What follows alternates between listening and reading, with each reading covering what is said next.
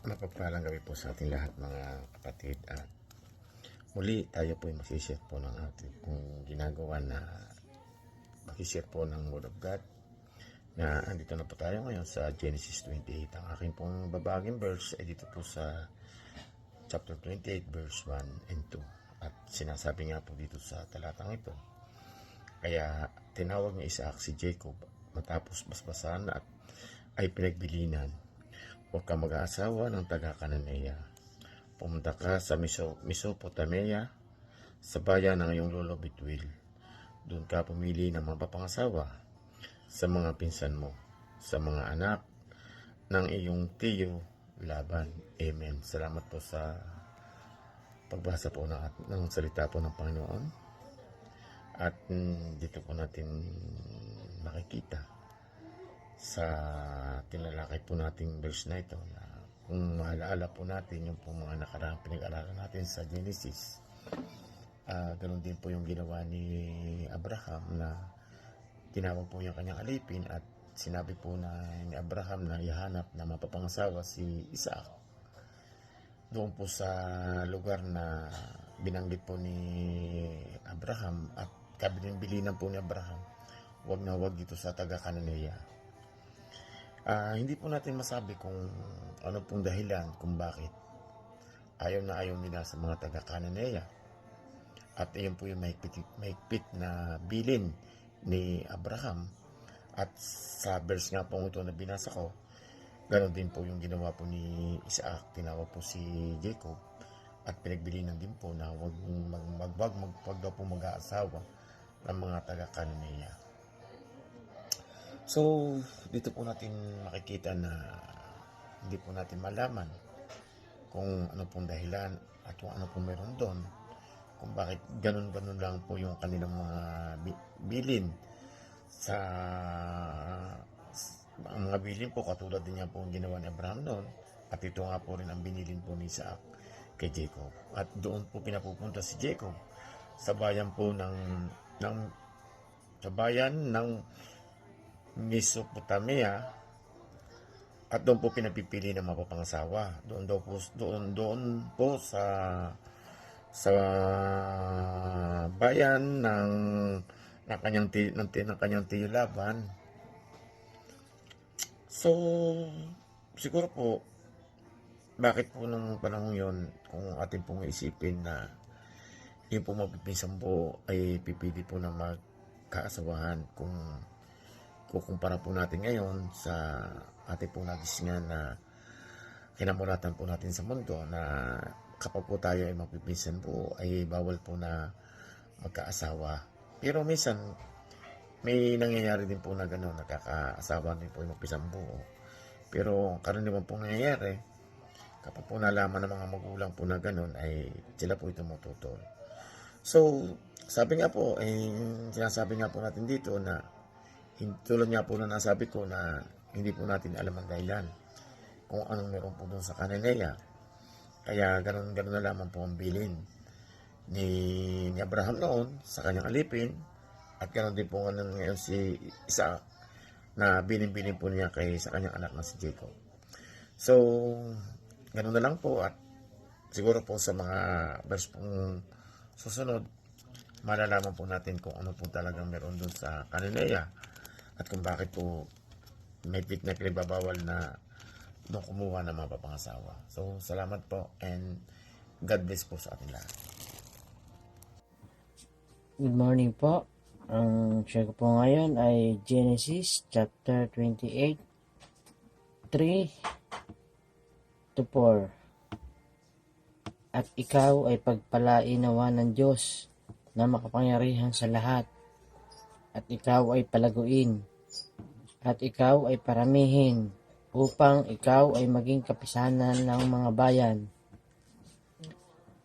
At ibigay nawa sa iyo ang pagpapala kay Abraham, sa iyo at sa sampu ng iyong binhi, upang iyong ariin ang lupaing iyong pinaglakbayan, na ibinigay ng Diyos kay Abraham. Amen. Mapagpalang gabi po sa inyong lahat. Ang ibabahagi ko pong verse sa gabi ito ay sa Genesis chapter 28 verses 5 to 6 na sinasabi, agad na pinapunta ni Isaac si Jacob sa Padan Aram sa lugar ni Laban na anak ni Bethuel na Arameo. Si Laban ay kapatid ni Rebecca na ina ni Jacob at Esau. 6. Nalaman ni Esau na binabasbasan ni Isaac si Jacob at pinapunta sa Padan Aram para roon maghanap ng magpapangasawa. Nalaman din niya na binabasbasan ni Isaac si Jacob. Inutusan niya ito na huwag mag-asawa ng taga-Kanaan. Amen. So, purihin po natin ang ating Panginoon. Magandang gabi po, and God bless everyone.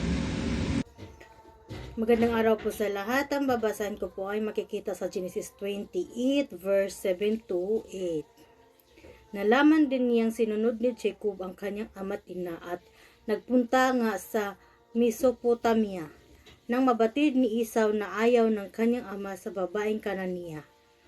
Yun lang po, purihin ng Diyos. Magandang gabi po sa lahat. Ang babasahin ko po ngayon ay makikita sa Genesis chapter 28 verse 9 to 10. Nagpunta siya sa kanyang tiyo Ismael na anak din ng kanyang lolo Abraham. Nag-asawa siya ng isa pa, ang pinsan niyang si Mahalat na kapatid ni Nebayot at anak ni Ismael. Na nagginip si Jacob sa Bethel. Umalis nga si Jacob sa Beer-sheba at nagpunta sa Haran. Magandang gabi po sa inyo sa RCCI family. Ako po ay nag-share lang po ako ng Genesis chapter 20 verse 11 to 12. Inabot siya ng paglubog ng araw sa isang lugar at minabuting niyang doon na magpalipas ng gabi. Isang bato ang inuna niya sa kanyang pagtulog. Nang gabing iyon, siya'y nananaginip. May nakita siyang hagdan na abot sa langit at nagmamanghik. Manaog doon ang mga anghel ng Diyos. Amen. Magandang gabi po sa ating lahat. Ang i-share ko po ngayon ay sa Genesis chapter 28 verse 13 hanggang 14. Walang ano-ano'y nakita niya si Yahweh at sa tabi niya. Wika sa kanya, ako si Yahweh, ang Diyos ni Abraham at ni Isaac. Ang lupang ito na iyong hinigaan ay ibibigay ko sa iyo at sa iyong lahi. Darami sila ng parang alikabok sa lupa at lalaganap sila sa apat na sulok ng daigdig. Sa pamamagitan mo at ng iyong lahi ay pagpapalain ang lahat ng bansa. Amen. Genesis chapter 28 verse 15 and 16. At narito ako sumasa iyo at iingatan kita sa angkamang pumaraon at pababalikin kita sa lupang ito sapagkat hindi kita iiwan hanggang hindi ko magawa ang sinasalita ko sa iyo. Nagising si Jacob sa kanyang panaginip at nagsabi, tunay na ang Panginoon ay nasa dakong ito at hindi ko ito malalaman. Amen. Genesis chapter 28 verse 17.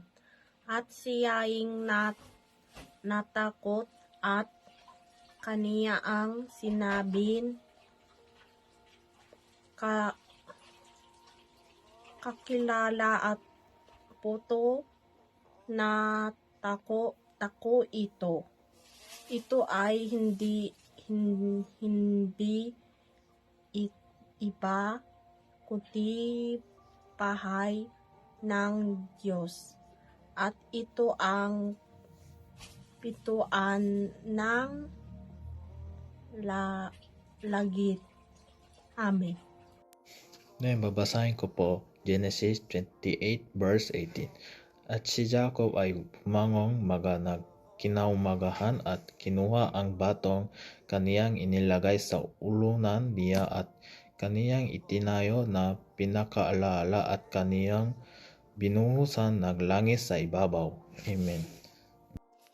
Mapagpalang gabi po sa ating lahat para po sa ating devotion.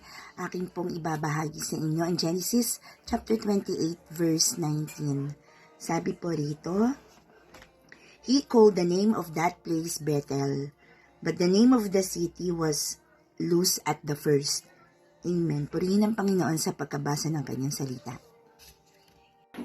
Magandang gabi po sa bawat isa. Ito po yung aking maishishare sa Genesis 28 verse 20. Nangako si Jacob ng ganito, O Yahweh, kung ako'y sasamahan ninyo at iingatan sa paglalakbay na ito, pakakainin at dadamitan. Amen po. Yun po, siya po ay nangako kay Yahweh si Jacob. Sa ating ngayong buhay, kung tayo mangangako sa Lord at ito po ay tutuparin natin, siguro po na doon ang pagpapala po lagi natin sa Lord at doon din yung gabay natin sa Kanya. Kaya pag nangako po tayo sa Lord, sana ituparin po natin. Yun po lang mga magandang gabi po muli. Salamat po. Ay pagbabahagi mula sa akalat na Genesis 28 verse 21. At makakabalik na muli sa bahay ang aking ama. Kayo po ang aking magiging Diyos. Amen po. Good evening po. Sa Genesis chapter 28 na po tayo. At ang aking pong babasahin ay sa verse 22. Ang sabi rito, sasambahin kayo sa lugar na ito na pinagtayuan ko ng batong alaalang ito. At ibabalik ko sa inyo ang ikasampung bahagi na lahat ng ipinagkaloob ninyo sa akin. Purihin ang Diyos sa pagkabasa ng kanyang salita. Mapagpalang araw sa ating lahat. Ang ibabahagi ko po ngayon ay makikita sa Genesis chapter 28 verses 1 to 22. Ako po ang magbibigay ng exhortation sa Changwidong Cell Group. At ito ang nakasaad sa chapter 28. Kaya tinawag ni Isaac si Jacob at matapos basbasan ay pinagbibilinan. Huwag kang mag-aasawa ng Kananea. Pumunta ka sa Mesopotamia, sabay ng iyong lolo Betuel. Doon ka pumili ng mapangasawa sa mga pinsan mo, sa mga anak na iyong tiyo Laban. Sa iyong pag-aasawa, pagpalain ka ng makapangyarihang Diyos at naway magkaroon ka ng maraming anak upang ikaw ay maging ama ng maraming bansa. Pagpalain ka nawa niya, gayon din ang iyong lahi tulad ng ginawa niya kay Abraham. Mapasa iyo nawa ang lupaing ito na iyong tinitirhan, ang lupang pinangako ng Diyos kay Abraham. Pinapunta nga ni Isaac si Jacob sa Mesopotamia sa kanyang tiyo Laban sa anak ni Betuel na taga-Aram.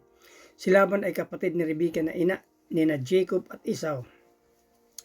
Dito po sa yung sinasabi sa makipag-asawa siya sa mga anak ng yung kanyang tiyo Laban, parang pwede noon sa kanila pa, pwede 3, 2, pero sa atin parang hindi na ngayon. Hindi na pwede yung mga kadugo natin pamangasawa, diba? At isa ang rason na pumunta si Jacob doon sa Mesopotamia, pinapunta nila at pagkaasawahin doon. Isa ang rason kasi pinahirapan sila ni Esau ayon sa chapter 26 verse 24. 40 years old nang noon si Esau na mag-asawa ng dalawa, si Judith at saka si Basimat. Sa dalawang babae na ito, masamang loob ni Rebecca kasi hindi ito Kristiyano o people of God. Parang hindi naniniwala sa Panginoon Diyos. Kaya masama ang loob ng mag-asawang Isaac at Rebecca. Kaya't pinapunta nila si Jacob sa Mesopotamia, sa bayan ng lolo Betuel niya para pumili ng mapangasawa doon. Diba? Dito naman sa verse 6, nalaman ni Esau na pinapunta ni Isaac si Jacob sa Mesopotamia upang doon mag-asawa. Nalaman din niya na pagkatapos basbasan si Jacob ay pinagbawalan itong mag-asawa ng babaeng taga-Kanaan. Nalaman din niyang sinunod ni Jacob ang kanyang ama't ina at nagpunta nga sa Mesopotamia. Nang mabati ni Esau na ayaw ng kanyang ama sa babaeng Kananea, nagpunta siya sa kanyang tiyo Ismael na anak din ng kanyang lolo Abraham. Nag-asawa siya ng isa pa, ang pinsan niyang si Mahalat na kapatid ni Bayot at anak ni Ismael. Dito natin makikita kung anong ginawa ni Esau sa kanyang mga magulang.